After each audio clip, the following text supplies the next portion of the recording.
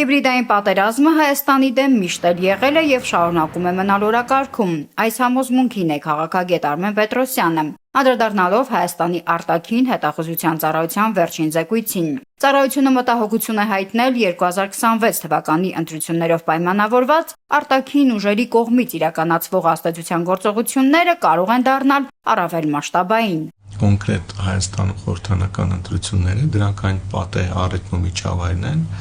եւ այսինքն մեծ հաշվով բաց դաշտ է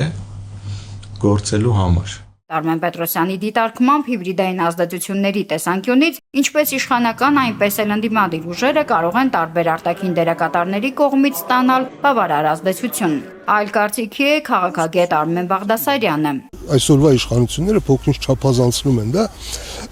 որպեսզի դա օգտագործեն ներքաղաքական նպատակներով եւ իրենց քաղաքական հակառակորդներին փորձեն ճնշել, չեզոքացնել եւ հասարակությանը ներկայացնել որպես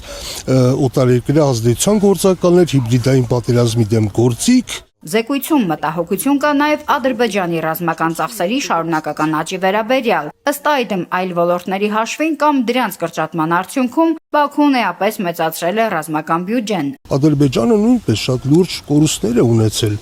ռազմական տեխնիկայի առումով, զենքի զինամթերքի առումով, բայց նրանք միայն մեր դիմ չի, որ զինվում են։ Ադրբեջանը հայտարարում է, չէ, ասում է, մենք ուզում ենք մեր քաշային կատեգորիան բարձրացնել,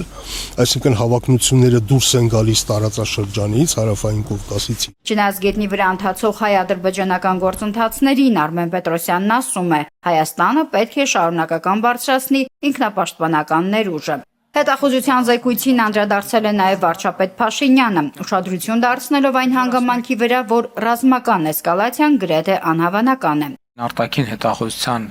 ծառայության տարեկան զեկույցում ընդգծված էր, որ Հայաստանի եւ Ադրբեջանի միջև ռազմական էսկալացիան գնահատվում է գրեթե անհավանական։ Այսինքն սա արձանագրում է, որ Հայաստանի եւ Ադրբեջանի միջև հաստատված է խաղաղություն։ Ինչ վերաբերում է ձեր ասած մյուս ուղղություններին, այո, մեր հետախուզությունը արձանագրել է այդ խնդիրները։ Մեր ռազմավարությունը հետևյալն է. մենք մեր երկրի պաշտպանունակությունը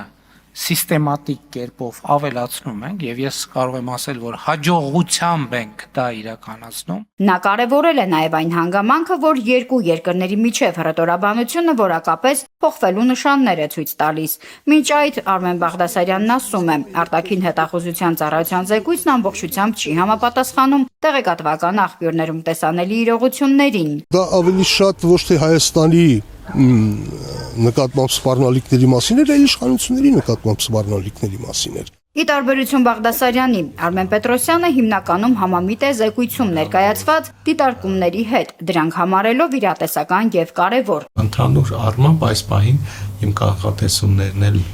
մեծամասամբ համապատասխանում են ԱԱՑ-ի ներկայացրած